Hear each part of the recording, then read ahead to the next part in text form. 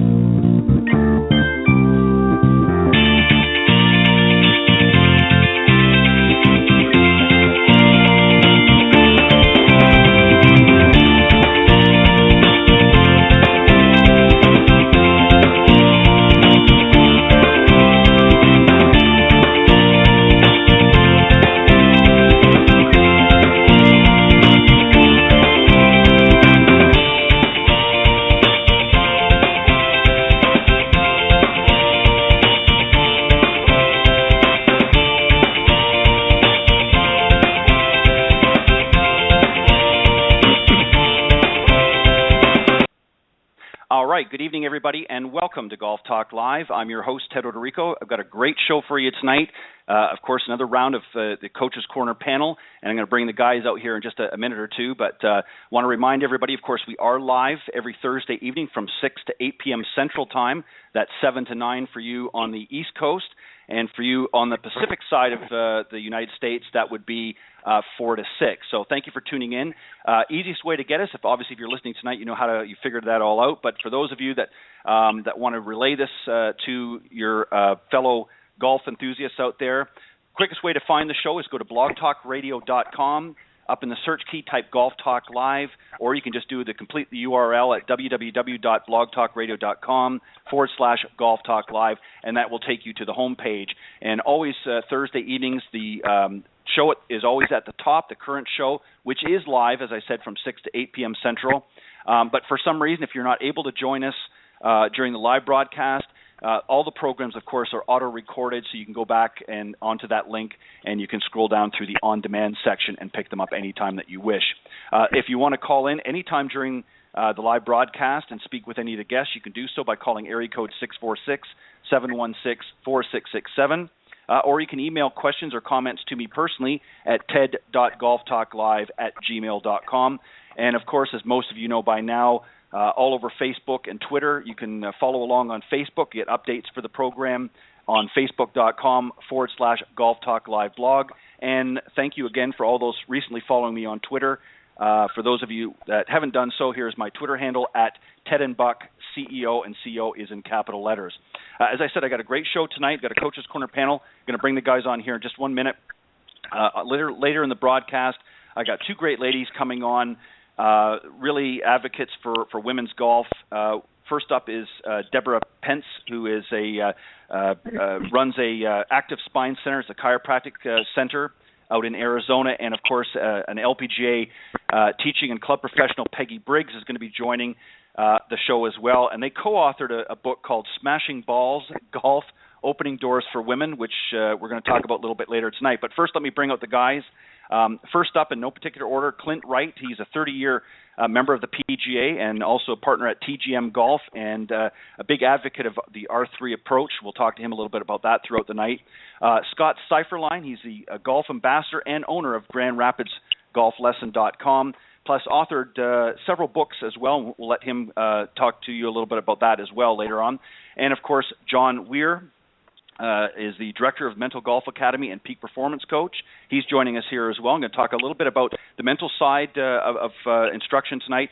And rounding out the panel, last but certainly not least, Scott Millman. He's a master teaching professional and the founder of the Millman NRG Foundation, which is No Restrictions Golf, helping many of those wounded vets coming back from war get re-engaged in a game that they love so much, that we all love so much, and that's golf.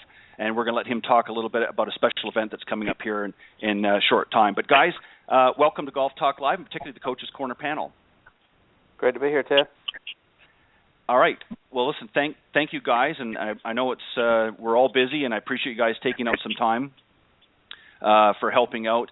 Guys, as I was saying off air here just a minute ago, one of the things that I wanted to do a little bit differently this year, as opposed to just sort of some of the run-of-the-mill questions, is I wanted to put together a series of segments that I called Plan for Success. And we started off with the mental game was the first series. Then we talked about equipment, and last week we talked about fitness and nutrition. We sort of rolled that in. And tonight we're going to talk about instruction. And then lastly, we're going to talk about, in the next week's Coach's Corner, we're going to talk about how to put together some effective practice, and then we're going to put it all together the week following after that. But guys, I want to start off, I guess the best way to do this, in your opinion, and Clint, I'm going to start with you, as I always do. I like to throw you under the bus first. Yeah, I hear you. That's fine. I'm willing. Yeah, I was trying to find it, but I didn't get it in time for the show. I was trying to get some audio, a bus actually, bus backing up and play that. I'll make sure I have it the next time you come on the show. Yeah, you can bank on it. I would appreciate that. All right, Clint, I want to talk to you. Let's talk a little bit about some of the basics that every golfer needs to know, and of course the grip and the stance, and I want to do that. But I want to do things a little bit differently. I sort of put this together as a beginner's checklist, and some of the common mistakes that a lot of golfers make with each of these. So let's start with the grip. Obviously, we can't physically show the grip here on the show. Maybe just give a general idea of what a good grip is and what some of the common mistakes that a lot of golfers make. Well, Ted, there's several opinions about the grip. Some people like more of a neutral grip, where the back of the left hand for a right-handed player be more pointing down the fairway. You see a lot more guys now, some of the younger guys, teaching the grip that's got the left hand a little bit more, up, a little over the top of the club, a little stronger, as we would say. I've always preferred to get a person kind of in what's considered a neutral grip that they could use pretty much for any club. They can use it for chipping, pitching the ball, things of nature, where you can watch a player to understand, the basics, and we do this for different players. You watch them grab the club, you see how they're managing the club face and how they're using the club within the grip and make some adjustments. But as a general starting point, I would say more of a neutral grip with the left hand a little bit more down the fairway than towards the sky, with the right hand matching. The real key ingredient, in my opinion, is that the palms and the hands need to work together. You can't have one, pointed down the fairway and the other one pointed up at the sky, So as long as the hands are complementing each other, I think you've got some variation between how strong or how weak you may want to go with certain players. Yeah, and you're right. There is a lot of debate. Some people feel, as you said, it may be a stronger grip. Some like a little weaker, and it really depends on obviously an individual's hand strength. Some people that have very strong hands don't necessarily want a strong grip on top of having strong hands or strong forearms, because they're going to end up shutting the club down too quickly in most cases, and there's a lot of adjustments that have to be made. Right. John, I want to ask you something here, and again, I know that you tend to specialize a little bit on the mental side of things. How should a player, and I'm talking about especially our high handicappers, forget the pros here for a minute, how should some of the high handicappers, now that we're moving into a new season here, how mentally should they be preparing themselves to get out there and get back into the game after maybe several months sitting in the lazy boy chair? Well, a great exercise that everybody can do is kind of create their own personal highlight reel and start going back into their mind and be doing mental rehearsal and visualization exercises of some of the really great shots and really great moments of the past. So as we start putting our mental spotlight more on success, our brain kind of has a better indication on what we're expecting moving forward with the season. So that would be a place where I'd start. If they had a league or they played at a regular home course, I would start visualizing and creating my perfect round. And just about every league player or person who's a member somewhere, they played a perfect round of golf. It just didn't happen all at one time, right? So most people have parred or birdied just about every hole. So, again, going back and creating a highlight reel of the success and mentally start preparing yourself by playing those shots out is a great way. And there's a famous story real quick to show the power of this. Colonel Hall, He was an Air Force pilot shot down in North Vietnam, and Colonel Hall was in a POW camp for 7 years. They said he was beat so bad for the first 5 years that he couldn't even straighten his right arm. But every day he visualized playing at Pebble Beach, and he would kind of escape his reality by going through this and playing the course in a lot of detail. Long story short, when he got released, without playing any golf or swinging the club, he went to Pebble Beach, and I think he was 3 over. And they were just all blown away, and they said, Colonel Hall, how did you actually do this? And he laughed, and he said, I played that course over 3,000 times in my head, and 3 over was my worst score. And that's kind of how he left it. So I would start preparing by starting to recall the success. Most amateurs, high handicappers, they're rehearsing mentally a lot of their misses, a lot of their negative tendencies. And our inner mind doesn't discern if that's good or bad. It's just whatever's being focused and the dominant thought tends to be realized. So I would be focused more on what we want to be creating out on the course and highlighting our success. Well said, and what a great story to share. And I think I'm going to have to put that into practice, because I know I certainly wouldn't be shooting 3 over at Pebble Beach unless I actually played the 3,000 rounds. Scott S., and that's S for Cipherline. Scott, I want to go to you here, and I want to tackle this question here from the coaches or instructors position, if you will. Obviously, as particularly in the Northeast, which you are up in the northern climates there, certainly a lot of the coaches nowadays have indoor facilities, so they're able to go all year round if they so choose, or some of them I know come down south as well for part of the year. But a lot of the players out there that have been sort of laying dormant like a grizzly bear, that haven't been practicing in that, how can a coach prepare his or herself for sort of the onslaught of some of these students that are going to be coming on, some of these players that want to come out and recharge their game for the new season? What can some of the things that the coaches do from their perspective to get ready for that? Some of the things that coaches can do? Yes. That's a great question. From a marketing standpoint of getting the players back in the game, is that where the angle you're taking on that? Yeah, sure. Marketing, but also even physically, what can they be doing to prepare? And obviously marketing is going to be the forefront, but what are some other things that they can do in preparation for some of these new students coming in, or some of these old students that haven't been there for a while? Well, if they've been preparing all winter, they've been working on their database all winter, and so they're not going to have an issue going forward into the springtime. But if they don't have a database in place and they have to start from scratch in the springtime and go out and find those players, then it's obviously a lot more work. A lot of the work should have been done over the winter. As far as physically, you mean just going out there and giving the lessons, and they haven't done it all winter? Yeah, I mean, a lot of coaches, I mean, may not have the ability to have an indoor facility per se. They work, or some of them, maybe don't teach all year round.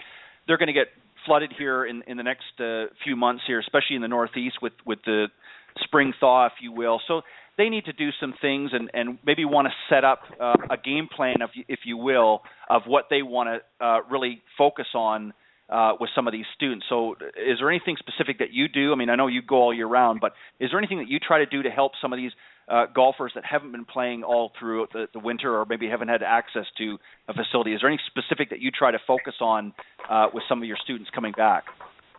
Yes. For the ones that haven't been working with me indoors on movement and body training over the winter, then when we first go outside, I generally do not let them do full swings in the beginning.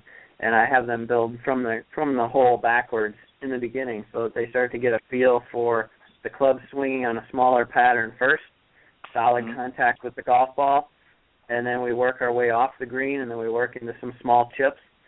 A lot of what I work on in the short game early in the season is these golfers for years have been told that they need to accelerate through impact, and that causes them to flip, and their body stops, and their hands flip the club path to accelerate through impact. And so their contact position is very poor. And we work a lot on a 60-40 method, where the follow-through is 40% of the total length of the swing, and the backswing is 60%, so that they stop forcing the acceleration and they start to accelerate more passively and with their bigger muscles instead of flipping through the golf shot. So that's very important. It helps them get solid contact right away. We do that from 3 feet right on the putting green all the way to 30, 40 footers. And then once we work our way off the putting green, then we do that same concept with chipping. And then 10 yards off the green, and then we go to 20 yards off the green, and we go to 30 yards off the green. So it's not realistic for most of my players to do this, but if they're willing to be disciplined, I prefer that they not hit a shot longer than 100 yards in the first 20 to 30 days, and then they find that they have much more success. Well said. And last but not least, Scott Millman. Scott, as I mentioned to you off air, I want you to approach this because I know you do a lot of work with some of the wounded vets, and I can't think of a better person to answer this. But, I asked Clint about the grip and that, but obviously there's other components to the swing. I mean, we have the stance and good alignment, things like that. You work a lot with some of the vets that come back that obviously some of them have unfortunately have sustained injuries. What are some of the things that you try to do in preparation for some of these basic fundamentals, if you will, of the golf swing? How do you help them get over that, and how do you help them prepare for this new season? Wow, that's an interesting question. I know it's a lot. From that standpoint, I think for a lot of what I do, I've got to keep a very open mind. And I'm constantly going back, and it's great being on a panel like this because I get to listen to other instructors approach things in a different manner. And the one thing that I really love about working with wounded warriors and anybody that has a disability is that it challenges me as an instructor to be better prepared, to keep an open mind, and to think outside the box. So as I'm starting to prepare now for our clinic and the golf outing later in the year, I'm going back and kind of revisiting and getting a hold of just about any type of material that I can to help me kind of look at things in a different way. And it doesn't matter if it's a stack and tilt method or if it's something like more rotary, single plane versus two plane. I just try and absorb as much information as I can and kind of look at the different techniques. We were talking about the grip earlier, and there's up to 20 different putting grips now or more on tour. And understanding how those work and how those relate to somebody that may have an amputation or might be dealing with a spinal cord injury. So I basically am preparing now is just absorbing everything that I possibly can. Right, and obviously, I mean, there's a literally 1,000,001 scenarios, Scott, that you would be faced with. Depending on which limb, if they're unfortunate to have lost one, and obviously there's a lot of different modifications that may be necessary to be made in order to make those swings effective.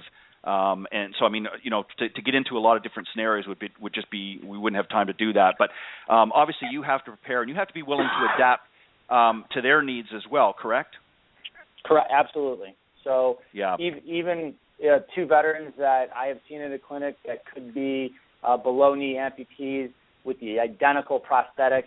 One might be able to transfer weight to that side. One may not be able to transfer, or depending on where they are in their recovery, it may just be a fear factor, and then it becomes a kind of more of a mental battle that we fight versus are they physically able to make the motion that we want them to make. So every situation is completely different. Right. Clint, I want to come back to you on this. This question here is really about, and let me explain exactly what I mean before you answer. Some coaches like to kind of set up or instructors like to set up a kind of a workstation when their students are coming. Do you set sort of a workstation up in preparation for a lesson? And if so, what are some of the things that you do? Well, Ted, I think a lot of that comes down to just what you have available as far as your facility is concerned. Now, generally speaking, we've got a couple of guys that teach. We have an area that's that a lot of they give their lessons. Now, obviously, I tend to be more around the short game area a lot more. So I move. Generally speaking, if I have a player coming in to work chipping, putting, whatever we're focused on based on our evaluations or how their rounds are going, I'm not going to interfere with them practicing after I leave. So right. Generally, I've got somebody else coming in behind them or in front, whatever. So then I'll move to another area where that person may be wanting to work a certain shot or a putting. I may have been working with somebody that was pitching the ball. Next person's focused entirely on putting. So I move. Now, the guys that I teach with, they do set up a station when they're working more with the full swings and things of that nature that they come to. But not me, as far as I do it, is that I very rarely have a student that will come in with like needs behind or in front of each other. So I move around. Right. Well said. Scott S. For Cypherline. I want to talk about a playing lesson as well. I know that most instructors and coaches are moving into this area a little bit more than what they used to. Obviously, I'm assuming that you do some playing lessons. How often do you try to? And let's take one student. How often do you try to work that side of instruction? And if so, what are some of the things that you try to work on while you're out there, given, you obviously have a limited time? Absolutely. Well, my situation is that I try to do that as often as possible. My goal is to do that about 20% of the time, at least, if not more. I'm a big believer in playing rather than just hitting balls on a range.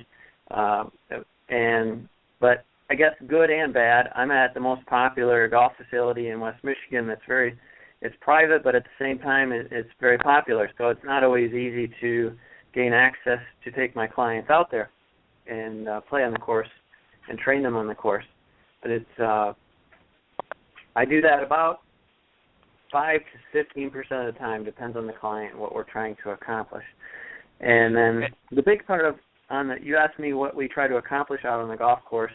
I want to get in their head and see what they're thinking about, how they make decisions, and what they're thinking pre-shot and post-shot, what their strategy is. And then we go from there, and we determine whether their strategy is too risky, too conservative, if they want to make any adjustments. And we tackle it from that aspect.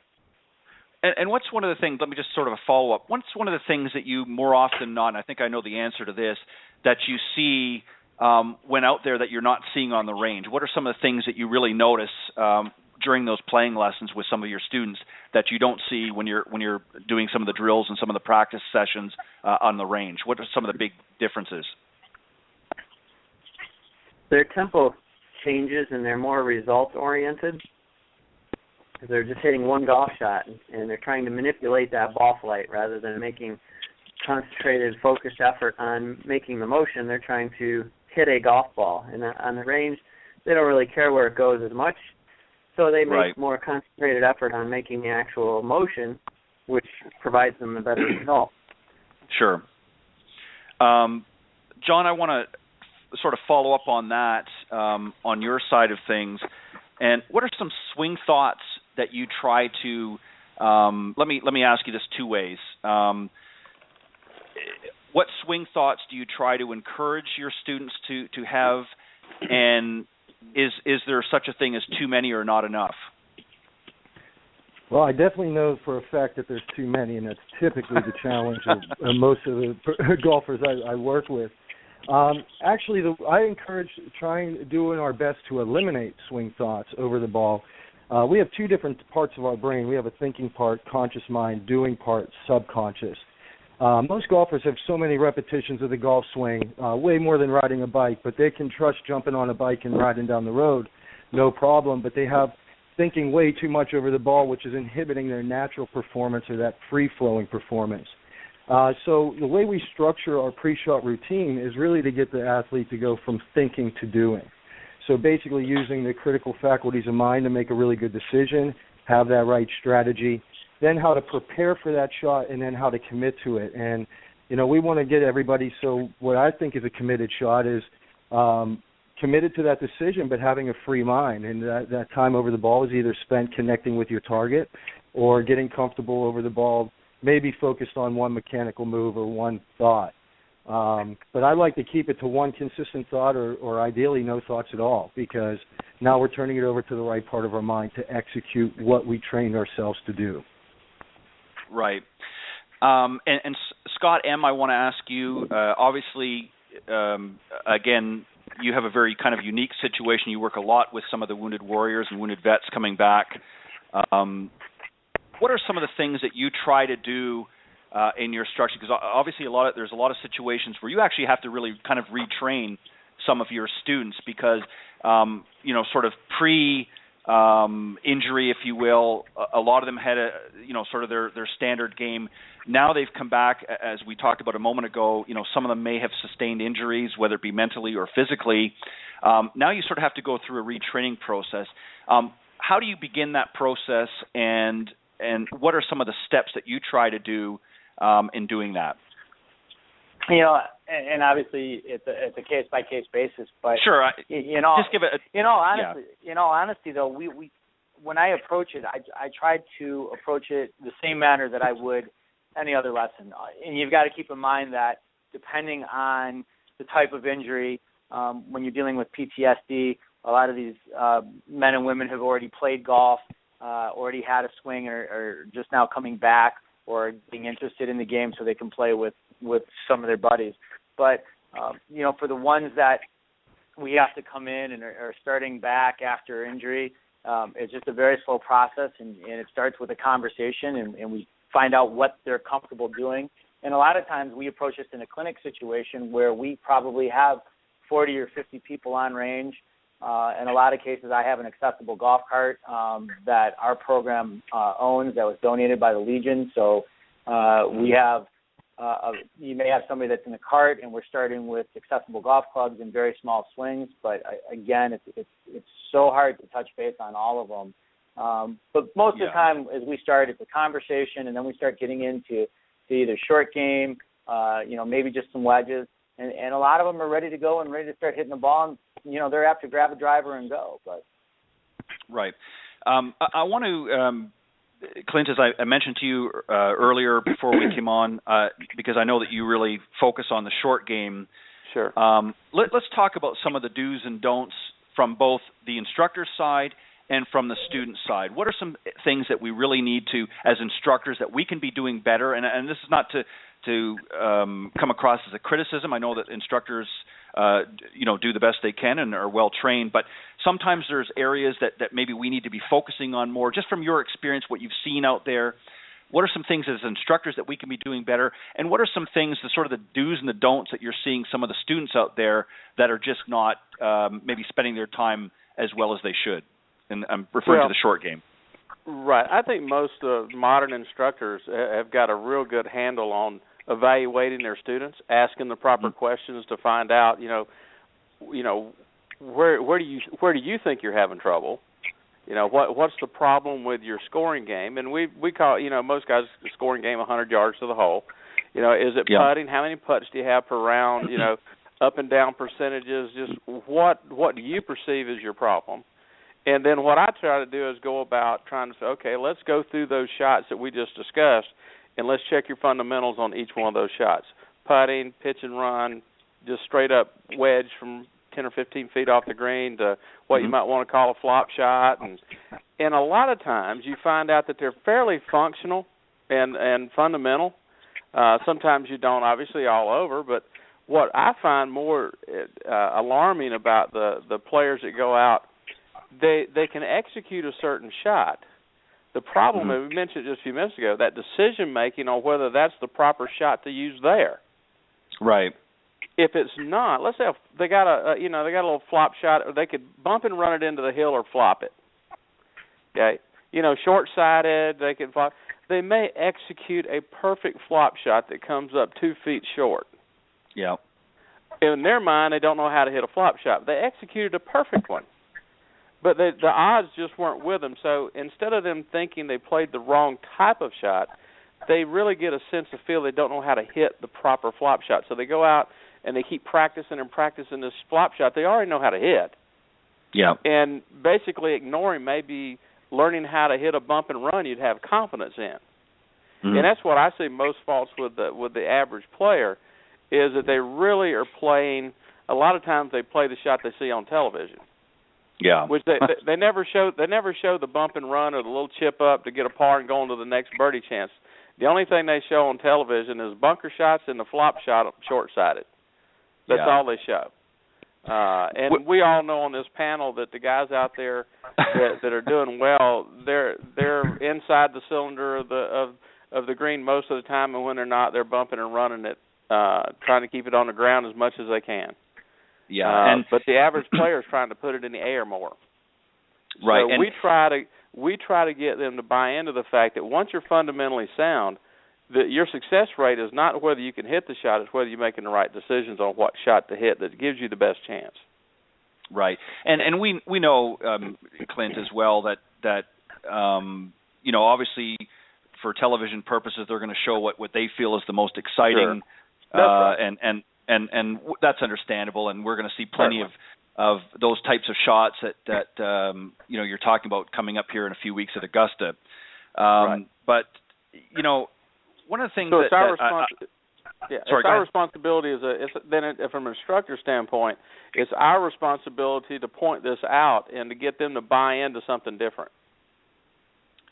Yeah, and I think sometimes without beating them over the head, I think sometimes you're right. We have to convince the student, because a lot of times, and we've all had this, I'm sure, they come up and say, well, I got a slice, or I got this, or I got that. Can you fix me? And they want this quick Band-Aid, but really there's a lot of other areas of their game that could be improved upon and make a better but they just, for some reason, they've got this, it's like a laser beam focused on this one issue, and there's probably a multitude of things within their game that could be improved upon, but they just don't get it. And you're right. I think as instructors, I think that we have to really sort of do a proper analysis up front and really see where the problems lie. Because a lot of times, you know what, there's been players for years that have been able to work with a little stronger fade than they would like, and were very successful on the PGA Tour.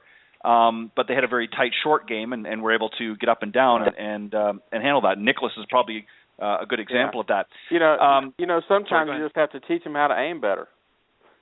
Right. Get that fade started down the left side instead of down the middle. Right. Exactly. Scott S., I want to jump to you now, and I want to talk about, and I don't want to get into too much of it because we're going to do that in another show, but and when I talk about order of practice, we always hear about, well, let's start with the wedges and work through up to your longer clubs. I want you to explain what you try to instill with your students before, during, and following a lesson. So what do you try to get them to work on? If you know that they're going to be coming out next Friday for another lesson, what do you try to encourage them to be working on while they've got a few minutes waiting for you to get prepared for the lesson, if they want to hit some balls or do something out in the range? And during your session, what do you try to really get them to work on? Obviously, there's specific things that you're working on that week. And then post-lesson, do you try to give them certain drills and things that you want them to work after the lesson? And that's for Scott S. Sure. Thanks. The first part of that question, now I know that people will say, well, Tom Watson warms up with his 3-iron. Well, I don't care. You're not Tom Watson. You didn't just come from the gym or the bar, and you're not that athletic to be able to do that. Right. So we work, a lot of my players start out at 10 yards, then 20 yards, then 30 yards, because, first of all, I know that if I'm not telling them to do that, they're not going to do that on their own. So I try and take advantage of that and get them to hit those shots. Otherwise, they're not getting enough reps in that particular distance range, and so many of them struggle in that range. They hit the ball across the green and it hits the green like it's a super ball and bounds to the other side, or they lay the sod over it and it leaves it short, and so they struggle a lot from that 50 yards and in range. So anytime I can get them to hit more of those shots, that's always what I'm trying to do, and so I certainly encourage them to hit those shots to start and then work up. And I won't have them work through their bag. I'll typically have them skip about 3 clubs. So if they hit those 10 to 50 yard shots with a sand wedge, then I'll have them hit some 100 yard to 130 yard shots with an 8-iron and then a few 5-irons. But usually they're not there that long to warm up. Usually my clients show up about 3 minutes before their session. So usually I'm coaching them through their warm up. And that's how we do it, and we work our way into the full swing. Now, some of them, I don't get beyond the sand wedge with them. That's where our focus is. And some of them we make it to an 8-iron. Some of them we make it to a 5-iron. Some of them we actually make it to the tee shot. So it is obviously everything's custom designed for Sure. the client and what they're trying to accomplish. Right, and I understand, guys, that these questions are very generic, and I know that they can't be tailored specifically in every case. But I want just to give people kind of an idea of what they should be thinking about. And speaking of thoughts, John, I want to bring you back in here. What are some things that students should be doing to prepare not only pre-lesson, what that should be going through their mind during the lesson? Obviously, they need to be listening and paying attention to the instructor. And then post-lesson, what should they be doing both mentally and physically to prepare for the next time, not necessarily playing around, but the next time that they're going to meet with that instructor? What should they be working on? Cool. At least from a mental standpoint, as far as being inside the lesson, I think that we have to be aware of some of the self-talk and the language that the students are using. So some of the real common pitfalls in foundational lessons as far as a strong mental game is, eliminating the negative programming words, like the don'ts, the tries, ifs, and hopes. So I see a lot of people whenever, I don't really deal too much with the swing. I'm fortunate. I work with affiliation with Mike Bender here, so he gets them really fine-tuned on that. But what we see is an emphasis all the time on the negative tendencies. And, again, when the mind has a dominant thought of the negative tendencies, our pictures, those internal representations, are what guides our body in performance. So we want to get and keep people talking in positive terms of what they want to be creating instead of pointing out what they don't want or the negatives. Because it does make a big difference, something so small like that. So we want people talking about what they do want. I want to hit it this way. This is what I'm working on, rather than saying the correct steps and sequence of the swing versus what the negative tendencies are. Post lesson, what I like to encourage people to do, at least mentally, is continue to do the rehearsal of the right steps. And mental rehearsal is a little different than visualization. Mental rehearsal is kind of overtraining the brain on the proper sequence, kind of like watching a slow motion swing analysis video. And what research shows is doing that is the same neurons in the brain are being fired. So relaxed mental rehearsal with their eyes closed is building the same neurons and linking the same parts of the body as the physical practice. It's called shared neurocircuitry. So what they can actually do is learn the lessons and get some of the good physical reinforcement, but mentally they can be rehearsing perfection and rehearsing the right proper sequence. And like I said, that accelerates skill acquisition, and we can get a lot quicker results seeing them and seeing positive feedback that way. Yeah, and I agree with that. As we start to hear more and more about the mental side and also emotions. Emotions play a big key. We talked about that a few shows ago with one of the guests. Emotions play actually a much bigger role in how your average golfer sort of handles themselves, not only on the golf course but even in their practice sessions. If they're always filling their heads with negative thoughts and always sort of with that preconceived notion that shot is not going to be executed properly, then they're already setting themselves up for failure. Scott, and then here's the big kicker. Sorry, go ahead. Here's the big kicker. It's just kind of like a smoker. At first you don't think that a habit's being formed, right? The kid might be hanging out with their buddies and they fire up a smoke, no big deal. Now they have another one. Here you go. Not a big deal. Then they go to try to quit and they realize that they're hooked. Same type of thing happens also mentally and emotionally with a lot of golfers. They bring that negative attitude there. They're getting frustrated. And what are they doing? They're linking it to another behavior, their golf swing or a tee box or the putting green. And they're literally conditioning in these negative states which create negative performance. And my biggest thing that I work on is eliminating the stress response, because stress is the biggest inhibitor of everybody's performance, because when we're getting into that stress state due to frustrations or negative emotions, cortisol is being released in our brain and throughout our body, the stress hormone. And that's literally inhibiting our top part of our brain, our neocortex, responsible for our perceptions, decision-making, synchronistic muscle movements, motor commands, basically all the things that we need to execute a complex function like a golf swing and make a good decision. So by working on eliminating the stress out of the game, we see a natural access to peak performance. And one quick little example is you could take a board and put it on the ground and say, walk across the board. And everybody would be able to do that. And you take that same board and put it across 2 30-foot buildings and say walk across the board. Nothing happened to the person's walking ability. It was the state breakdown or the change in state that created the inhibitions or the slowing of the performance. And this is what's happening oftentimes on the golf course. They get stressed, it gets linked, they show up, boom. And they wonder why they're struggling when they stripe it when they're in a relaxed state. Well, and it goes to Scott S.'s comment earlier about sort of the differences between in a comfortable shot on the range and then out on a playing lesson.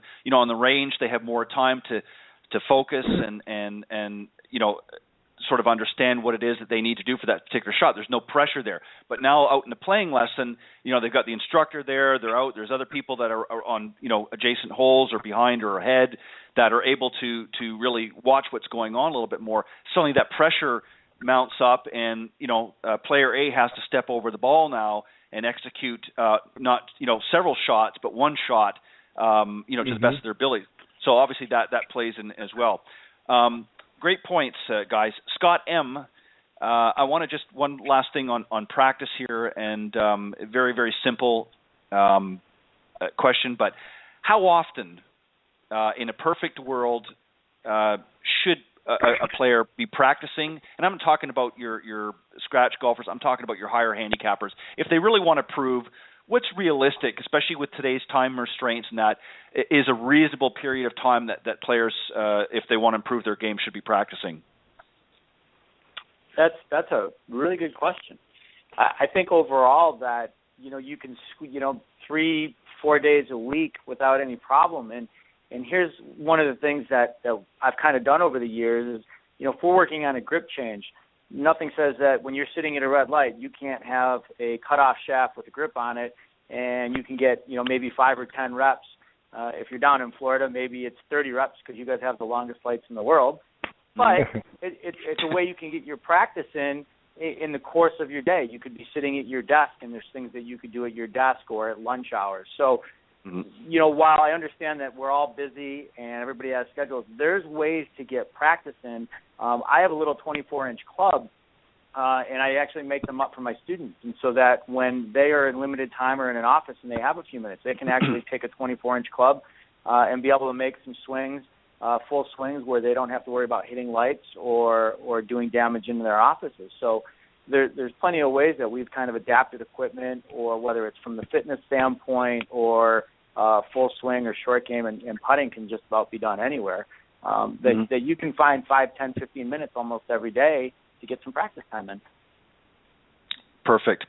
And I agree. I have one of the short clubs as well, and I use that myself, and I have the added benefit of several full-length mirrors in my home that I use quite often, especially in the cooler months, even though here in Florida we don't get as cold as it does up there in the Northeast. But I like to sometimes, especially like today was a kind of a cooler, rainy day, and before I got prepared to come and do my show, I was using that club in front of the mirror and of course admiring myself while I was doing it. I'm only kidding. But that's a great way to practice as well. Clint, I want to ask you this question to start off with. Let's talk about things to look for when selecting a golf instructor. I know there's a myriad of ways to answer this, but what are some things that, for those that are getting ready to start a new season that maybe aren't working with anybody, and I know you obviously would love to direct them all your way, but sure. in the real in the real world, what are some things, some common things that students should be looking for when you're selecting an instructor? How do they go about doing it? Well, that's a really good question. I mean, there's a lot of different ways. I mean, you can go online and see who's at the local clubs, and depending on private clubs, and depends on whether private clubs lets their head professional teach outside the membership or whatever. But what we all do. I mean, even in our out of the golf, we look for referrals. Sure. I think if I would interview the instructor. Yeah. Obviously, go by and set up a time. Most of us will give them, 10 or 15 minutes, no charge. Let's talk about what you want to do and see if this person fits into your, if you can get along and to understand where you're going. I think you just ask the questions about do you teach a single philosophy or do you more or less take the player and work fundamentals and things of this nature? Find out where they're going to suit you. What's their timetables? How many people are they teaching now? You don't want to go to a guy that's, I don't think anyway, that you can get a lesson every month. If they're that busy or whatever, I mean, you want to have some personal attention. But I would personally go talk to them, interview them myself, and then ask for 3 or 4 referrals, people that they're working with now that you could talk to just to see, what they would be. And we do that all the time. We have people that come in, who are you teaching now? Guys that are here, a lot of our business comes word of mouth. People that are we're students, they've got a kid coming up or somebody new moves into the neighborhood or a new member at the club, whatever it may be. But if you don't have that advantage, ask the instructor to give you some referrals and people you can talk to ask about them. I'd like to make one comment about the board on the ground versus over the building. Okay, that's really good. But in my mind, in a way, I talk to my students about it. When the board is on the ground, there's no consequences for failure. Sure. But when it's over that 2 buildings, there's serious consequences for failure. Yeah. So you have to not. Obviously, we know this is that you have to accept the bad shot. If you're not willing to accept, if you're not willing to accept the bad shot, you're going to hit a lot of them. Yeah, so, that's the truth. Can I just respond back to that? And here's the thing going on in the lessons or practice. I mean, we see there's a thing called mood congruent memory, and we see this in test taking. A kid studies in a relaxed state. Now there is that consequence with the actual test. State changes, and we have the shutdown of the memory or the recall. And this happens a lot with golfers. We really foster a lot of competition, a lot of making the practice and putting pressure onto the shots so that we're getting people to prepare in the way that they're going to be playing. So it isn't just a relaxed board because when we get out there, there is consequences to those shots. Yeah, we're beginning to keep score. Major. Pardon? I said we're beginning to keep score. That's right. Yeah. So we work on trying to match that same state, that same attitude in our practice, especially getting prepared on the warm-up, so that we're matching that state so it isn't as big of a thing. It's actually what we're used to and comfortable. Right. But that's a great point. Scott S., I want to throw this one to you first. There's a lot of different training or swing aids out on the market, too many to mention. My question to you is, good or bad? Are they good? I mean, obviously I know there's some good or bad ones out there, but do you favor using them when possible? And what should the student be getting as a result of using this aids? Is this something that you try to incorporate in your teaching? Using some sort of physical aid, training aid to help in articulating what it is you're trying to get across, and if not, or if so, yes, and if not, why?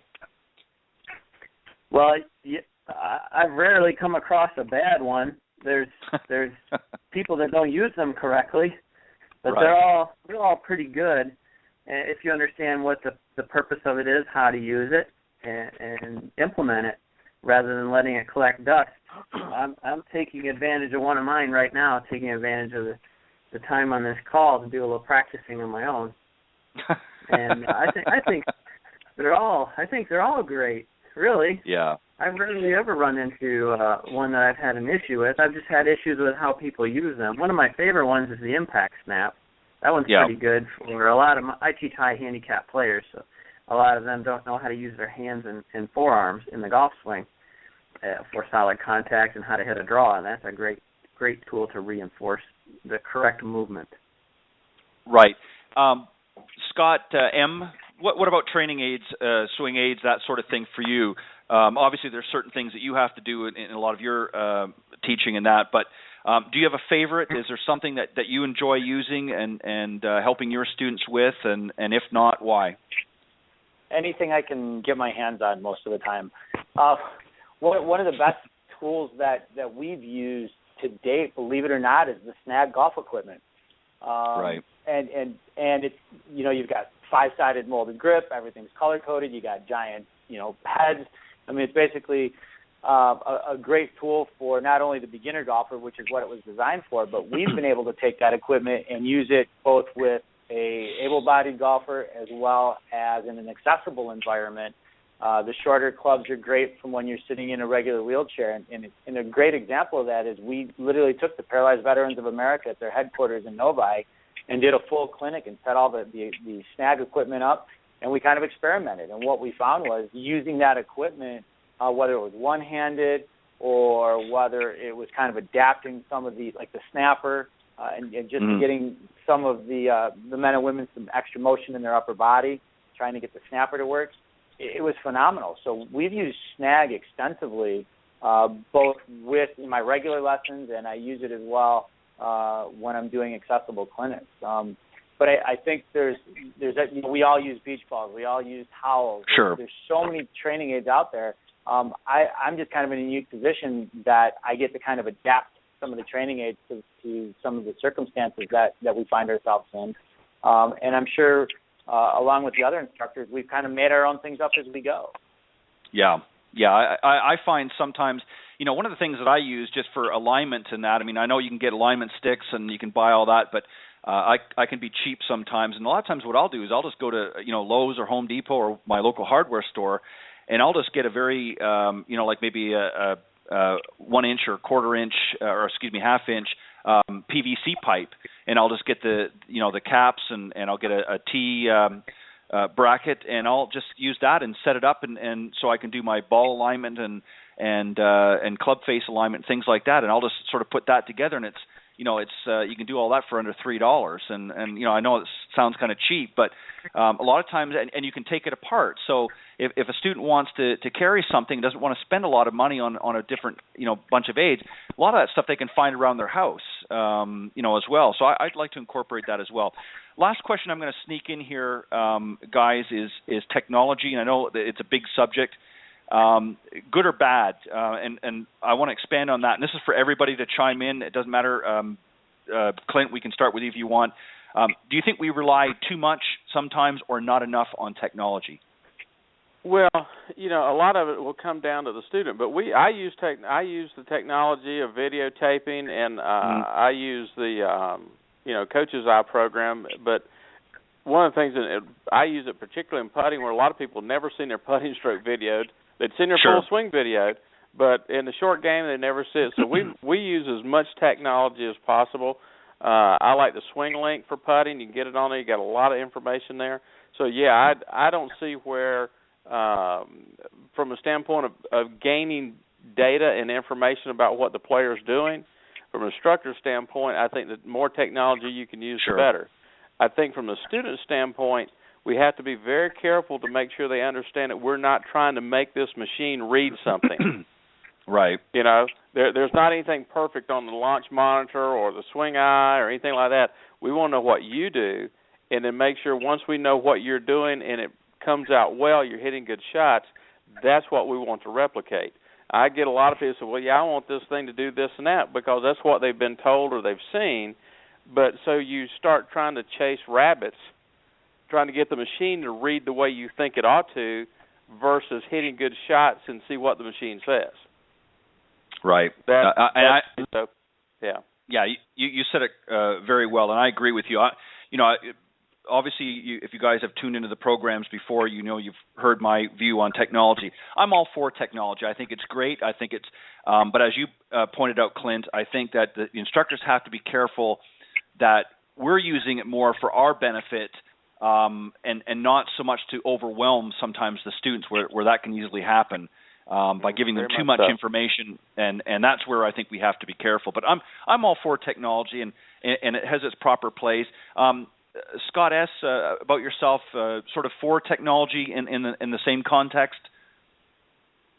Oh, I'm for it. Certainly, it's a double-edged sword at times. It's a hassle to pull all that technology out. It takes long. The student doesn't have the patience to put all those gadgets on, and they want to go. And So it depends on how you use it, who you're using it with. For my business, I've found that with high handicappers, it's great if they have the patience for it, but most of them don't. And so I did an experiment where I took some of my technology away for actually an entire year to see if anyone noticed, and no one noticed. I was able to grow my business without anyone noticing. So, and they were able to play better, and we weren't wasting time with technology that had malfunctions and all sorts of things. But at the same time, the technology that I did employ, and even if it wasn't using it with a lot of the students, it helped me teach better. And so the more I could use technology to have better knowledge of what's going on, but then at the same time make sure that the students saw less and less technology, there was a nice balance there. So the less the student can use the technology, the better, and the more the instructor can use the technology for better teaching and better understanding of what's really going on, the better. So you can get a balance in there, then that's a nice way to go. My concern is there's all these golf instructors out there that are spending sometimes an entire year's worth of income on their technology, and they're simply burying themselves in debt with all this technology, and the technology doesn't sell. So they're out there spending all this money on technology when they should be investing more in better methods of building their database and building business systems to have a reliable business that can go on and serve customers in the future. Yeah, I agree wholeheartedly, and that's a concern of mine as well. We see this happening all the time, and all we have to do is look at some of the forums that we see through social media and some of the chat rooms and social groups and things like that, and that's all some of the guys are talking about is they've purchased this or they're leasing this or they're doing that, and I just see the dollar signs adding up, and not that the technology is not great, but you raise a valid point. I think that instructors have to be careful that we don't overload ourselves with so much technology, because at the end of the day, if the batteries die or the electricity goes out, you've got nothing except for your own skills and abilities to be able to help those students. So, if we rely too much on the technology and don't put it in its proper perspective, that can be a danger as well. Guys, it's hard to believe, but this hour's zipped right by, but I want to give you each a chance. Scott M., I'm going to let you start because I know you've got something specific that you want to get out there. So I want you guys just to take a moment or two and let everybody know if they need to get a hold of you or how they can get a hold of you if they're interested, but also if you have anything special that you want to share with the audience here. So Scott M., if you want to go first. Thanks, Ted. I appreciate it. Hey, John, make sure you tell Mike Bender I said hello when you get back. I'll do that. I'll do that. So if anybody needs to get in touch with me, they can get in touch with me at scott@thesimpleworldofgolf.com. But more importantly, we're going to be doing a golf outing August 22nd at 9 a.m. It's going to be a shotgun start at Warren Valley, which is in Inkster. And it's being put on by the local VFW Post 364 in Redford. And we're just going to have over 200 golfers. We're going to try and fill both 18-hole golf courses. But all the proceeds are going to benefit the No Restrictions Golf Foundation. And this event is just for veterans and or wounded veterans or to benefit them. So if you'd like to come out, we'd love to have you. We're going to have a lot of fun events. We're going to go back and we're going to barbecue steaks at the local VFW. The accessible cart is going to be available if anybody needs it. But we're really looking forward to the event and really calling attention to not only veterans but anybody with a disability. And it's going to be a really, really good event. It's going to be a big event. And it's the second annual, and we hope to carry this on each year and make it bigger and better. So we're really excited about it. And Ted, thank you for the opportunity again to kind of plug that. Well, not a problem, and I know you've sent me some information, so I'll make a point of plugging that as we go along throughout the weeks and the months ahead in preparation for that, and you and I can talk again at a later point. Scott S., if you want to let the folks know as well, and if there's anything specific that you want to get out there. Thank you for having me on the call, Ted. It was great. And for your audience, I have a special gift at breaking90golf.com. There's special gifts they can download there for free. Perfect. Thank you as always, Scott. John. Ted, I'd like to say thank you again, and it's such an honor to be a part of such an amazing panel. It's quite humbling and definitely an honor. You can get a hold of me at mentalgolfacademy.com, or you can also check out my new book, which is Golfer's Guide to Mental Fitness. It's available on Amazon. It's going to teach you how your brain works, how to make it work for you, and it has all the drills, tools, and techniques to really get your mental game up on the up and up. Sounds good. Thank you, John, for joining on the panel. And last but certainly not least, Mr. Clint Wright. Well, Ted, again, it's been wonderful. You know, I always look forward to these things, and hopefully we'll be back on in shortly. I know you got to go. Real quickly, they can leave me a message, getting a hold of me at TGM Golf-the R3 Approach on Facebook. Be more than happy to go there. They'll see me doing a little bit of stuff, and Mike Lawrence, one of my partners there, he's got a few videos they can take a look at. But if they want us to contact, just leave us a message there, and we'll be more than happy to. We put a few things on there on a regular basis, so if they like it, they'll get that information. So, and I would like to say one thing. There was a gentleman that had a major effect on my golf career that passed away Saturday, Mr. Don Pernay. And he was one of the co-founders of the PGM program at Ferris State, where I went to school. And wonderful man, had a lot to do with golf, and a lot of young golf professionals like me at the time owe a great debt to this man, and it was really sad that we heard recently he passed away Saturday. He was 86 years old, and just wanted to bring that up, and look forward to being on the show again. Well, gentlemen, as always, thank you very much for all that you do, and I appreciate your thoughts and input into the Coach's Corner panel. And you guys have an open invitation anytime you want to come back on the show. And I know some of you have scheduled in for future panel discussions, but also keep in mind, guys, if you have anything special throughout the year that you want to get out there and let some of the listeners know about, you just have to ring my extension, and I'll do what I can to fit you into the schedule. So, guys, thank you very much for having this discussion tonight, and have a great week, rest of the week, and have a great weekend. We'll talk to you soon. Thanks, Ted. Thank you. Thank you. All right. All right. Thanks, guys. Okay, that was the Coach's Corner panel tonight here on Golf Talk Live. Some great guys: Clint Wright, Scott Seiferlein, John Weir, and of course, rounding out the panel, Scott Millman. A bunch of great guys. Loved having them on the show. And I've got two great ladies that are going to be joining me here. And let me just get ready to bring them out here in just a moment. First up is going to be Debra Pentz, and she's the owner of Active Spine Center. It's a private chiropractic, massage therapy, and physical therapy practice, as well as the co-author of a book that we're going to talk about tonight, Smashing Balls, Golf Opening Doors for Women. She's going to be joined by, of course, Peggy Briggs, who is a Class A member of the LPGA Teaching and Club Professionals, and she's also a co-author of that book. A couple of great ladies, and I'm excited to have them on the show. So let me bring them out. Hi, good Ted. evening, and good evening, ladies, and welcome to Golf Talk Live. We're glad to be here. Very glad to be here. Well, let's first start off, I think, with the obvious. And Debra, I'm going to ask you this question here, if you don't mind. How did the two of you meet, and sort of how things came about to do this book? Well, we met probably 10 years ago. We both belong to Red Mountain Ranch Golf Club, and we've played golf together for quite a while. And then probably 5 years ago, Peggy suggested strongly that I go to a Titleist Performance Institute seminar on golfer fitness.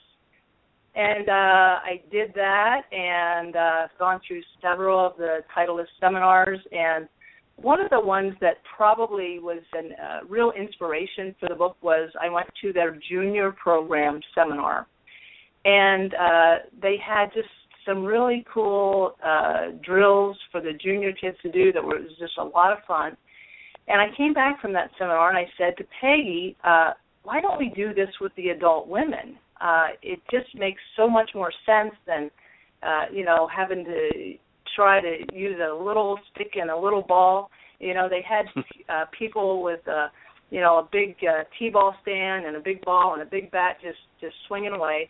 And it was, their program's designed for juniors, but I thought, gosh, it makes a lot of sense to try any beginner to get them going that way. So we started doing that, and we kind of looked around and didn't find anything out there quite like it, so we decided to put this book together. Well, fantastic. So tell me just a little bit, how did you come up specifically with the title, and what kinds of information can the readers find in the book? Well, I think there was some wine involved with brainstorming the title, and it wasn't the only title. I mean, we actually had a few others, beginner golf for women and golf 101, but we thought they were kind of normal, boring, and so we kind of put Smashing Balls out there. We had a vote amongst our friends, and it was the clear winner in terms of the title. What people can find in the book, well, really the first part of the book is really why women should play golf, and it's somewhat geared toward the businesswoman, but we also touch on, the relationships that are formed and the health benefits of golf. And then in part 2, that's really how to get started. And we start really at the very beginning because I think, I know golf can be pretty intimidating for the very beginning golfer. And, they just really don't know where to start. Can they play at any golf course? Do they need special equipment? So we really start at the very beginning so that after reading through this, they have a pretty good handle on how to get started. And, probably the hardest part of writing this book was not including too much. And really trying to focus on if we've never golfed before, what do people need to know? Is this, I guess, sort of a little bit of a how-to book for especially for those ladies that are looking to take up golf? Is that sort of a not from an instructional standpoint, but just sort of an introduction to golf? Is it a little bit of that as well? It's very much how to get started in golf. First why you should start, and then really the basics of how to start. And there are some. Peggy did a good job of outlining some very basic drills to get the body ready for golf, and then to actually get the swing going. We start really on the putting green, and we make it clear to people that you can go to public courses and you can go practice some of those things, some of the drills she has outlined in the book. And it doesn't really cost you anything. All you need is a putter and a couple of balls. It's really a step-by-step blueprint for how to start from the very beginning. So there are some progressions to get people actually out on the course, but it really starts at the very, very basic level. And what has been, and either one of you can answer this, what has been some of the feedback so far on the book? We've had some great feedback.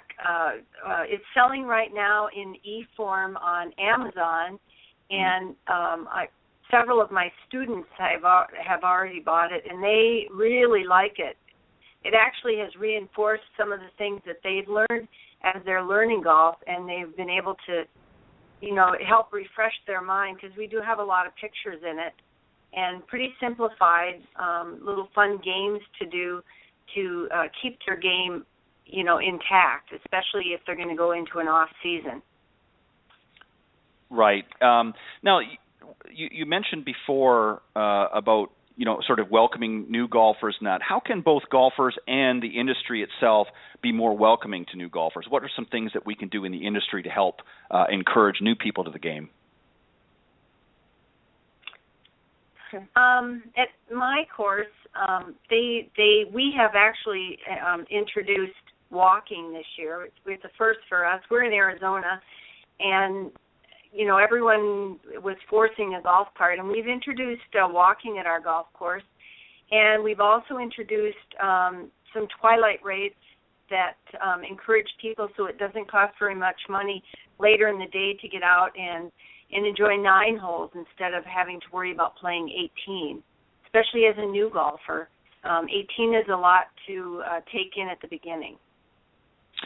Right. So what are some things that the industry itself, do you think, could do, Peggy, especially being in a golf professional such as yourself, what are some things that we can do, do you think, to make it a little bit easier for some of those new golfers? I mean, obviously, thrusting them into an 18, hole round is sometimes a little bit daunting and intimidating, as you said.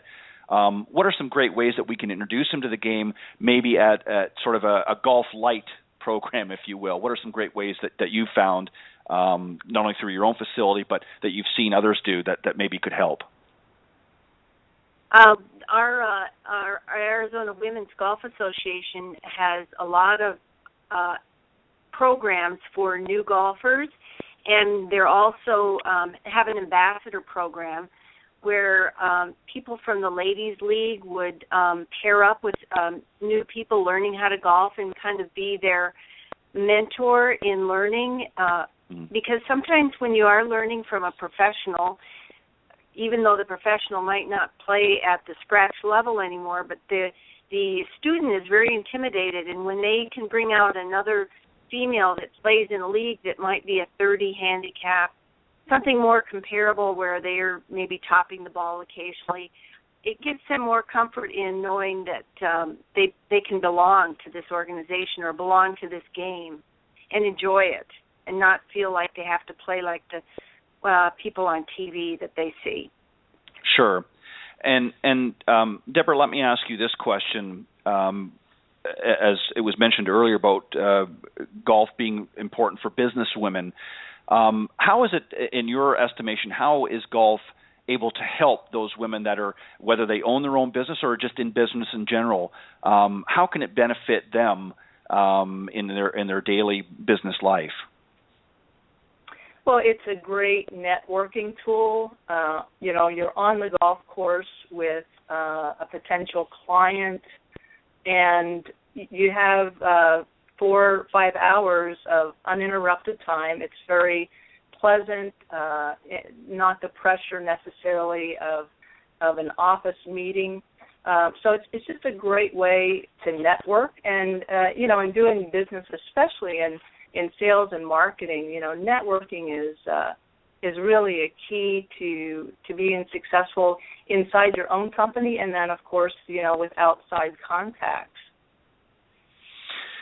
Yeah, I mean, obviously, men have used golf for years very effectively as a networking tool, and that. But there's a social component to it as well, I think, and women are starting to realize that now. And I'm sure when you ladies were putting this book together, you came across much of that in preparation for writing the book. But I think one of the things that is still a little intimidating, and I think, Peggy, you had mentioned this, is women sometimes, especially new women golfers, are a little bit intimidating being beside somebody that maybe is not necessarily a scratch golfer, as you said, but maybe a lower handicap golfer. They're a little bit more gun-shy than say, some of the men are. So what are some things, do you think, that we can do to make it a more comfortable transition from a non-golfer, getting them out? Is there some types of events, do you think, or I know there's a lot of great organizations out there like the EWGA and National Golf Alliance for Women out there that are already doing much of this, but what are some things that you've experienced yourself and some things that we can do in the industry, again, to encourage more women to want to play? Well, I think, the scramble format is a great way to get new golfers in, and so there's not the pressure of hitting your own shot every time. And so that the scramble format, I think, is a fantastic way to get new golfers involved in playing golf. The other thing I think is that the golf industry needs to reach out to more businesses. They advertise perhaps to get golf ready on the Golf Channel, but perhaps they should advertise it on the Ellen Show or Oprah or some show where it's more women are in the audience. Right. One of the things, and I agree wholeheartedly, I think it's great that the Golf Channel does what it does, but not everybody's watching the Golf Channel. So obviously, if they can integrate into some of the other major networks and invite and encourage women to go out and play, I think that you're going to see a difference there. Now, one of the comments or one of the notes that came across, Debra, that you had sent me was that golf is actually a better way than Match.com for women to meet men. Why do you say that? Well, I had a patient in my office who came in, and she was in her 70s, and she asked me about learning to play golf, and I said, have you ever played before? And she hadn't played, and I wondered what her motivation was, and she said, well, I met this man on Match.com, and he's an avid golfer, and I think if I don't play golf, it's a deal breaker. So she was she was pretty motivated to learn to play golf, and as a matter of fact, that was I think 2 years ago, and she came to some of Peggy's clinics and learned to play golf, and now they're married and living happily ever after. So wow. It's I also think that when you play golf, it's really good filter. So that if you're playing golf with a man that's ill-tempered and throwing clubs, he's not a keeper. So, and if he can't count strokes, and he's either not very bright or he's a cheater, so he's another loser. So and certainly he should be picking up the tab, and I know that sounds a little old-fashioned, but if he's not doing that, then that's a pretty good indication that he's broke. So that's another telltale sign. I'm an old-fashioned guy, and I when you first start dating and that particularly, I mean, I know as time goes on, and I certainly believe in equal rights for both, but I know as an old-fashioned gentleman, it's always nice to pick up the tab. So I know that if he's not doing that on the golf outing, or at least certainly at the very least offering, he's got some moth and coming out of his wallet. But one of the what do you hope somebody that reads this book, and obviously again you're really focusing on the women's market here, but it's certainly a book that anybody can read, and I'll certainly do that myself. But what do you hope that the reader takes away from this book? And either one. Our sincere hope is that they really give golf a try, and that and that's basically it. Give it a try, and really, I'm hoping that the book kind of takes down that intimidation factor, and so they just won't have any fear about just going out there. And hopefully, we really want to help grow the game, and we think that women are a great market to do that. Sure. For a lot of reasons. They're a smaller percentage. I don't know what the percentage is, maybe 20% of the market golfers are women. So it's a great place to look to grow the game. And, if women golf, there's a better chance that their husbands will golf, or there's a better chance that their kids will golf, their grandkids will golf. So I think that by getting more women in the game, that it can really grow the game exponentially. Sure. Well, and you hit on a great point, talking about family.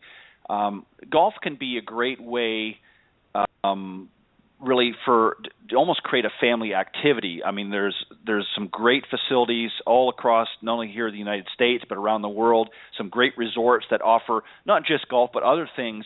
But golf can certainly sort of be the anchor, and what a great way for a couple to go away and have a great vacation and take the sticks along with them and play some golf. And also a great way for the kids as well to get introduced into the game as the family, as a participation in families. And also, grandparents as well that maybe either belong to a facility or a club or have access to it. What a great way to get involved with the grandkids as well. So there's a lot of different possibilities out there. In a perfect world, and we know it's not, what would you like to see changed? And Debra, I'll start with you, and then Peggy, I would like you to add your thoughts as well. What would you like to see the industry do to change?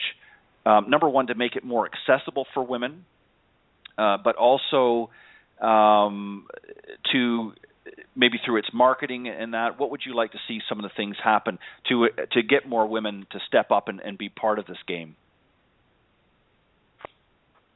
Gosh, I'd like to see probably more coverage of women's golf on TV. There's some, but probably not enough.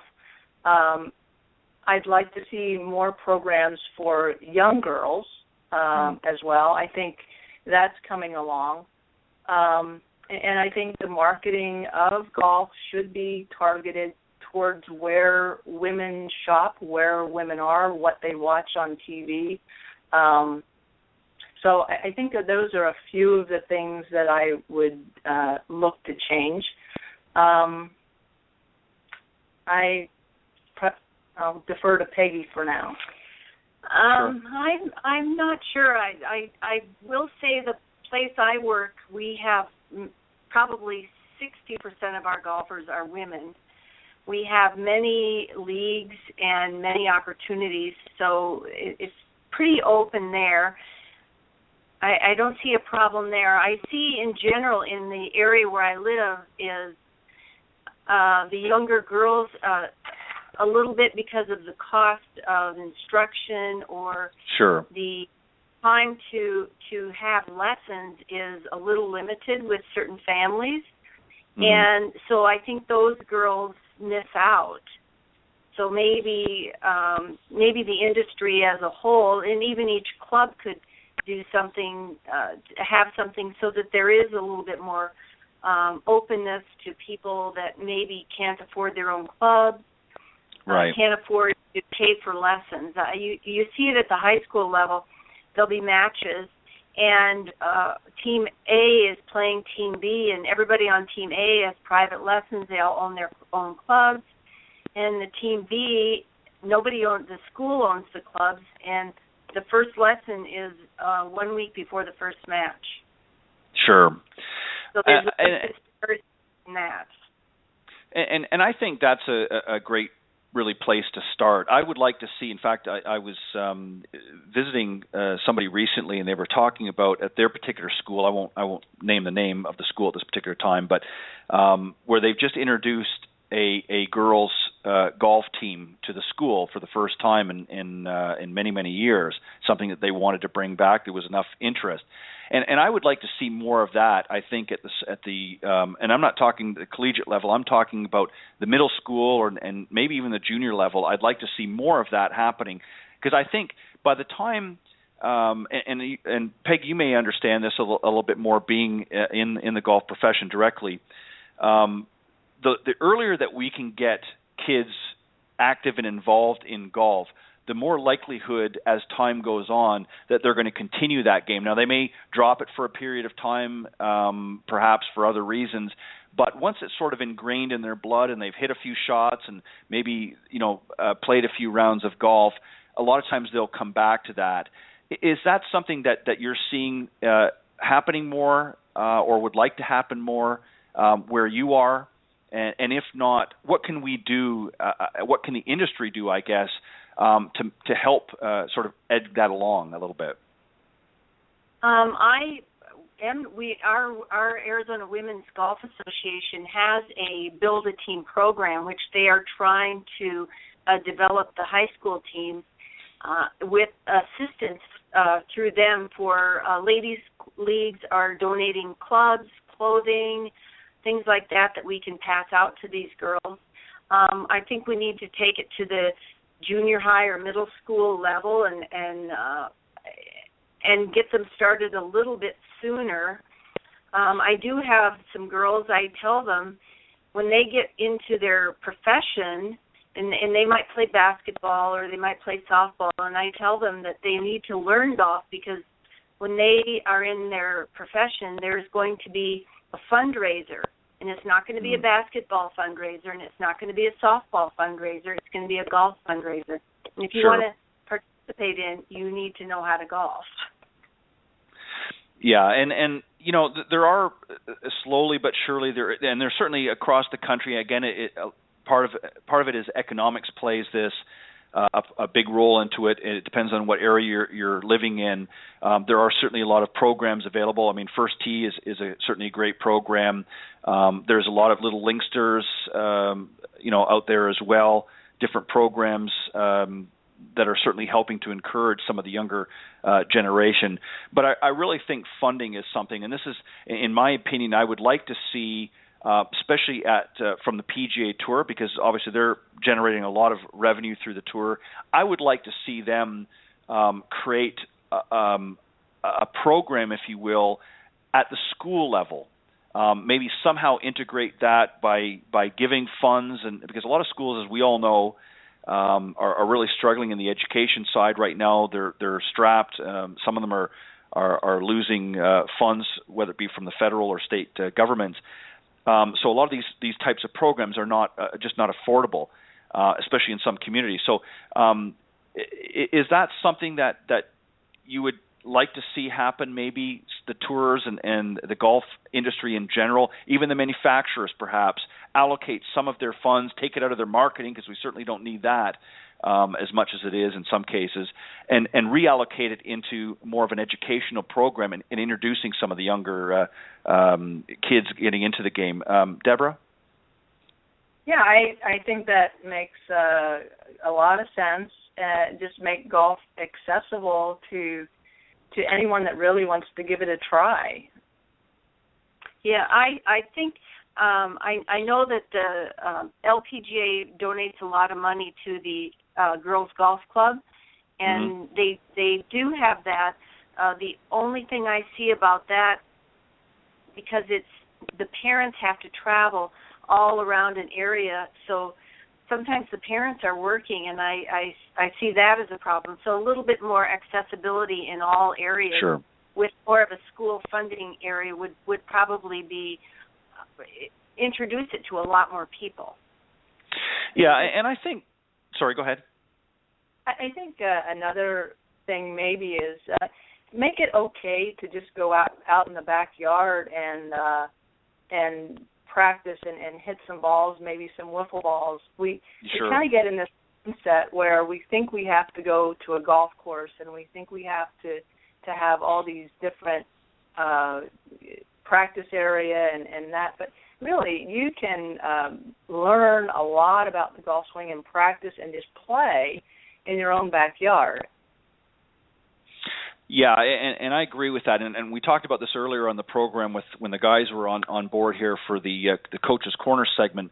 I talked about, like, for myself, obviously I can go out to different facilities, that being an instructor. But one of the things that I do, and especially today, even though I'm up in Florida or down in Florida, you have a rainy day here and there, and sometimes it's not always conducive to go out. I have a couple of full-length mirrors, and I just, get a short club or something, and I'll just work on just some of the basics in front of that mirror, just making sure that things are working properly when I can't get out there. So there's a lot of different possibilities there. I think accessibility, and I've talked to a lot of women and juniors as well about this, and I think you both sort of hit it on the head. The cost is really, I think, one of the biggest hurdles. Time is certainly a factor, but the cost, I think, is one of the biggest hurdles for most people. Not everybody has that disposable income that they can allocate to golf, and golf, let's be honest, can be a little bit more pricey. For instance, if you want to go out and play tennis, you can do so very economically. Where golf, it's not as easy to do that. So I'd like to see more programs. I know there are certainly a lot out there, but I think I'd like to see more programs. Number one, where equipment can be made available to those that are interested, at least as a starter. And then obviously as time goes on and as they grow and develop and get out in the working force, then they'll maybe be in a position to afford at some point to get their own set, but at least have access to do that, so at least get introduced to the game. The other thing as well, something that I've thought about, and I played a lot of different sports, and I don't know if you know this or not, ladies, about me, but I'm originally from Canada, and we had a thing in hockey which we called a house league. And it was a very basic league to start with, and it was really very, very accessible. I'd like to see something, again, at the school level or in the communities, very similar to a house league. Again, we'd have to use some of the corporate funds and some of the dollars that are currently made available through organizations like the PGA, LPGA, and some of the other major golf organizations. But where some of these communities can be set up as a pilot project initially and get into some of these schools and let the kids have access to the equipment and even some of the facilities at a greatly reduced cost just to introduce the game. What about something like that? Oh, I think that would be wonderful because I think Snag has gone into a lot of the schools, but it needs to be a little bit past the Snag level as far as the equipment. Well, it's going to take some, let's be honest, it's going to take some major financial resources to make it happen. And I don't want to take away, and I don't want to sound like I'm saying that whether it be the PGA or what have you are not doing a lot of good work now, but I just think that I would like to see some of the manufacturers, whether it be the club manufacturers or even the ball manufacturers, to take a much more aggressive approach. And again, as you both pointed out earlier, not just with the kids, but with women as well. Certainly there have been a lot of headway, and I know it was mentioned earlier about more coverage of ladies golf. One of the things that I'm doing is, as you both may or may not know, I also host, in addition to Golf Talk Live, I host another morning program called the Women of Golf Show with LPGA professional Cindy Miller, and that's on Tuesday mornings, and that's geared specifically for the women's market. One of the things that we're very excited about is we've recently been approached by some parties in this from the Symetra Tour who want to work with us and have us work to promote golf at that level. As these ladies work towards, getting on to the LPGA and beyond. And so this is something that we're looking at doing on our part to help in the media. But I'd like to see, as you have both pointed out, more media coverage and more exposure, not just on the Golf Channel and your traditional golf media outlets, but into the mainstream media as well, and make it, so that, because there's a lot of women, to be honest, and you both, I'm sure, attest to this, that really don't know that much about golf because they don't see it. They don't watch the Golf Channel unless they're forced to from their spouse. So a lot of them don't get exposed to it. They might hear about so and so, or in local news or something. They might hear about a tournament that happened on the weekend and who the winner was, and maybe a little bit of highlights. But other than that, they're not really exposed to it, and they're not reading golf magazines. So how else can we really get that message out there but to get into the mainstream media? Right, I agree. I can't tell you how many times I've had students come and they were, for some reason, signed up for golf and they don't know a putter from a driver. And they're just there because someone suggested it. And so if there was a little bit more media attention, they might understand it a little bit more. Well, that's one of the things we try to do with the book is to make the basic information available, because even if you want to learn golf and you go pick up golf books off the shelf, it immediately starts with a lot of jargon and information that they're confused from the start. It's like trying to read your computer manual. You don't know what the words are. You don't know what you know. It's either you just don't know where to start. So we that's one of the things that we really are trying to do with this book is to make the golf, the language, accessible and understandable to the true novice. Sure. Yeah, exactly. And you're right. I mean, I've been in and around golf since I was about 7 years old, and I've been teaching for a number of years. And even there's a lot of times I pick up some of these books, and my eyes are rolling in the back of my head like a slot machine. So I agree. I think that there needs to be a sort of simplified process. Ladies, I see that we have somebody calling into the program. I just want to bring them on and see if maybe they have a question or comment that they'd like to make. Okay. Good evening and welcome to Golf Talk Live. You're on the air with Debra Pentz and Peggy Briggs. Hi, good evening. Welcome to Golf Talk Live. Oh, maybe we don't. I apologize. I thought we had somebody there. But anyways, what I was going to say is obviously we need to make the process simple as possible, and it sounds like what you've done with this book is really tried to introduce to some of the women golfers out there this game by putting together some of your thoughts and some of your research, if you will.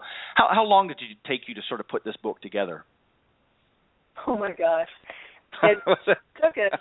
I know several glasses of wine probably were involved, but was this something over several years? It just bits and pieces that you talked about and collaborated on, and decided let's get this down on paper, and how did it go? Yeah, it took a couple of years. I work full time in my chiropractic business and try to play some golf, which takes both of those take some time, and Peggy, of course, has her business teaching golf. So time was kind of an issue, and then we put some of our thoughts down, and then we would kind of look at it and regroup and rewrite and throw a lot of things out, and then write some more and throw more stuff out, and so it was quite the process. What we did do was we tested it out. We had a couple different classes. We went to the community college and got approved to start a class, and we really started with kind of the platform of how we wanted to do it, and we tried it there, and it was quite successful. The second class, that word of mouth, I guess, came out, and so we had a big waiting list for the second group. And then it just kind of evolved from there, and we just kind of refined things and kind of went from there. But it did take a couple of years. Yeah, and really when we started this, when I came back from the Junior Titleist Performance Seminar, and I said to Peggy, well, let's set up these stations and let's do, the T-ball hitting station and let's do some bowling type stuff and let's have them throwing balls and bouncing balls and jumping.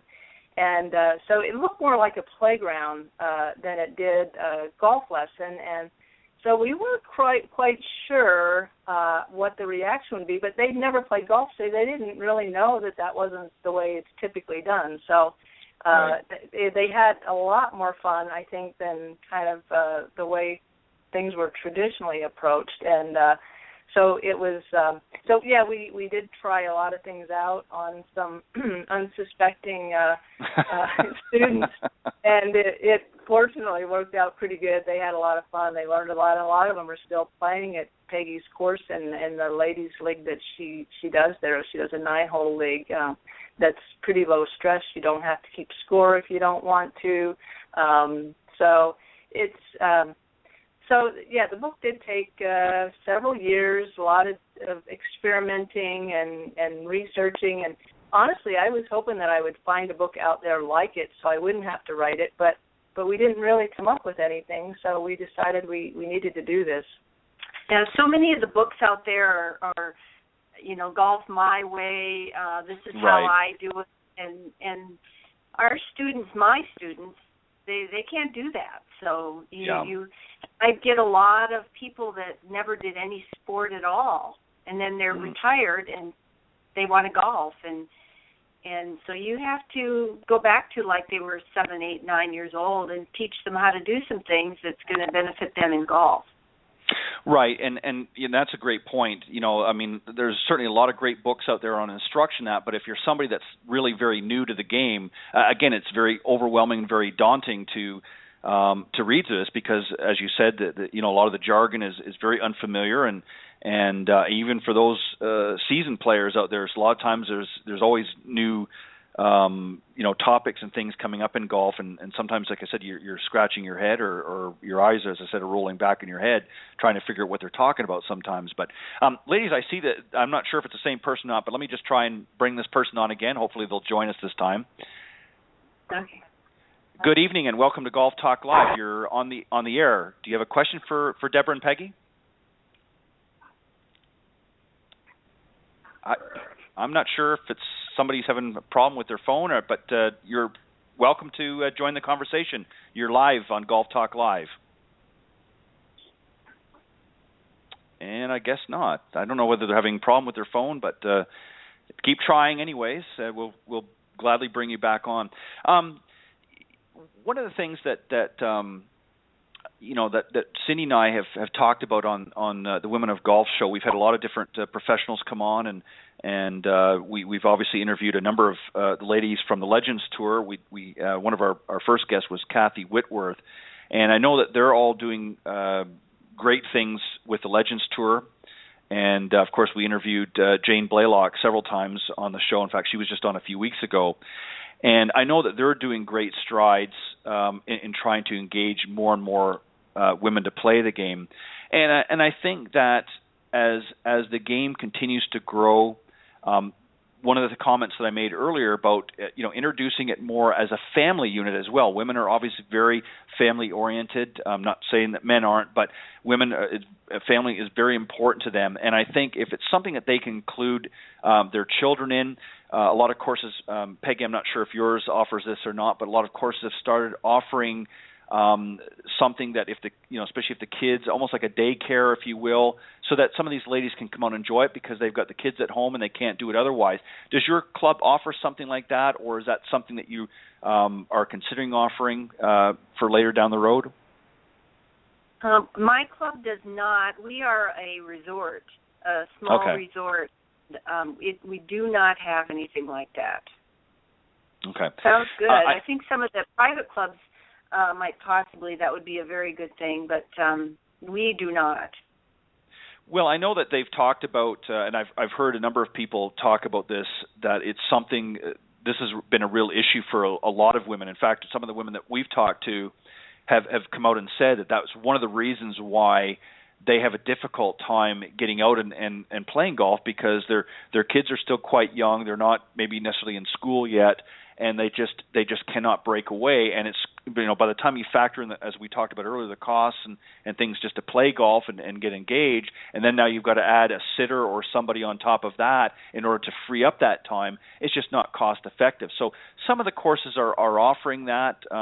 Again, maybe it's more of the private courses, and some of the smaller facilities are starting to do that. And I think that is also another way to get more ladies involved, in playing this game. And I think the more creativity, if you will, that we come up with, and the more books that get written, such as what the two of you have written, and introducing that to some ladies, particularly out in business, as more women are getting involved in business networking and things like that, golf is sort of is becoming a natural progression. So, having said that, ladies, where can you mentioned that it's in e-form? Where can those that are tuning into the program get a copy of your book? They can get it on Amazon.com. Just type in Smashing Balls, and I'm sure that it's one of the few books that'll come up with that title. And so they can find it on Amazon. The other thing we just this week got a print version of it to edit. So in the next few weeks, it will be available in a print version as well on Amazon. Well, as much as I love technology, ladies, I'm going to put out a special request, and I would love that once it's made available in print, I would love if you would send me a copy. Absolutely. I would love to read it. I'm sure it's going to be a very interesting read, and I unfortunately didn't get an opportunity to go and get the version earlier to go and read it ahead of this airing tonight. So I don't really know all the details in the book, but I'm certainly eagerly waiting to read it.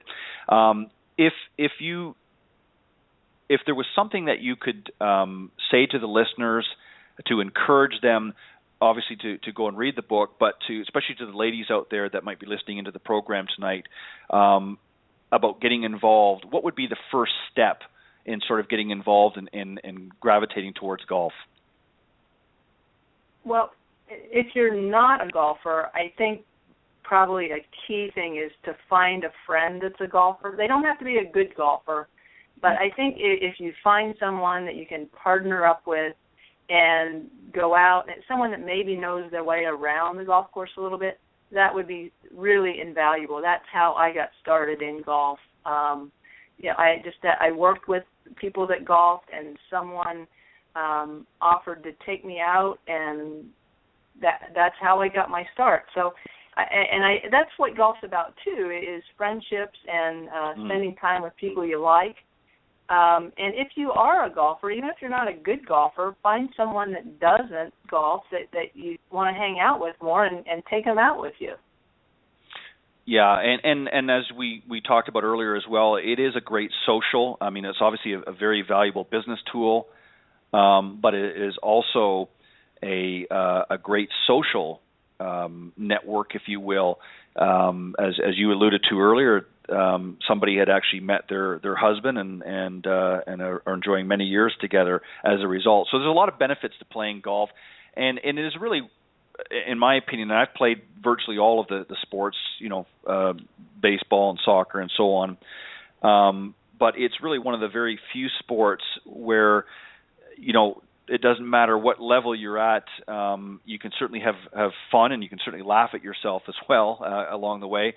But it's one of the very few sports where really it depends on your own abilities. You're not relying on a teammate per se in most cases. Obviously, there's some situations where you do, in like a case of like a Ryder Cup where you're relying on some teammates and that. But essentially, it's an individual sport, and it's a great life lesson as well. It teaches you a lot of discipline, of course. Certainly some hard work has to go into it if you want to be a better player. But it also teaches you patience, because you have to, as Peggy, I'm sure you can attest to, and Debra as well, as a player, you have to have a lot of patience and never give up. Always go out there and keep trying your best, and certainly connect with a golf professional, Peggy, such as yourself, and get some great lessons. Ladies, in closing remarks, any thoughts that you would like to share before I let you go? I just encourage, I would tell someone to go to a driving range and just sit on the bench behind and watch all the people hit golf balls, and I've done that with my students. We go and sit back and look out, and they can definitely see that they can be as good as anyone that's on the range. Very good. Kind of a thing. I've done that for years as well. I like to do that. I like going and practicing on the range myself, just by myself. And I used to have a course back home that I used to go up and practice all the time until the wee hours, or until they kicked me off. Just to be out there and have some fun and watch, and it was just an enjoyable time for me. But ladies, I want to thank you very much for joining me tonight on Golf Talk Live, and it sounds like a great book. And for those of you that want to get a copy, currently right now it's available in e-form. Go to Amazon.com and type in Smashing Balls, and it will certainly come up. And it sounds like a great read. And ladies, thank you. And Peggy, much continued success as a teaching professional. I know that you've got some great students doing a lot of great work out there in Arizona. And Debra, thank you for helping to set this up. Oh, you're more than welcome. Thank you very much, Ted, and happy belated birthday. Thank you. I was hoping nobody else noticed. My Facebook page blew up on the screen there, the date of my birthday, and I forgot to close off my date. But anyways, I guess it is what it is as we get older. But I stopped celebrating my birthdays. But thank you very much, and thank you, ladies, for coming on Golf Talk Live and sharing your book. And I will continue to help plug it in any way I can. And you're welcome to come back as you write maybe a new chapter in another book. Come back and share it with my audience. Okay, thank you. I wanted to just mention I'm going to be holding a high school girls golf development program in Arizona in Mesa. If anyone knows of if there are any listeners that are listening from Arizona, junior high or middle school level, the first week of June, and they can contact me at peggybriggsgolf@gmail.com. Perfect. Debra and Peggy, again, thank you very much for coming on Golf Talk Live tonight. I enjoyed our discussion, and I'm a big proponent, as anybody that's listened to this program and also the other program that I co-host with Cindy Miller. I'm a big proponent of women in golf, and I'm going to do everything that I can. And I'm very, as I mentioned earlier, very excited about working with the Symetra Tour and helping to help grow the game from that facet as well. So anything I can do to help grow this game, and particularly in the women's market, don't hesitate, ladies, to reach out and contact me any way I can help. All right. Thanks, Ted. Thank you, Ted. All right. Have a great evening, ladies. We'll talk to you soon. Thanks. Bye-bye. All right. Bye-bye. All right. That was my very special guest this evening, two great ladies, Debra Pentz, and she is the owner, as I mentioned earlier, of the Active Spine Center in Arizona, and, of course, Peggy Briggs, a LPGA teaching and club professional out in Arizona as well, and they're both co-authors of Smashing Balls, Golf Opening Doors for Women. What a great book, and I'm looking forward to getting a copy and reading about some of the things, and I'm sure there'll be some interesting comments and notes in there, especially after having a few glasses of wine. I'm sure there's some interesting notes in the book, so I'm looking forward to getting a copy of that. I want to also special thank you to my Coach's Corner panel, Clint Wright, Scott Seiferlein, John Weir, and Scott Millman. Thanks, guys, for pitching in tonight. I know it's not always easy to take time out of your busy schedules to join me here, but I appreciate you doing so and did a fantastic job. I want to also give a special thank you to all of you listeners out there. It's really a pleasure and an honor to have you tuning in each and every week here to Golf Talk Live. Literally all around the globe tunes into the program. And I also have a great amount of pleasure and enjoyment having a number of highly talented coaches and teach professionals, authors, as you just listened to, and entrepreneurs that stop by the program. And it's really through their participation and guest appearances that have helped to make Golf Talk Live a first-class show.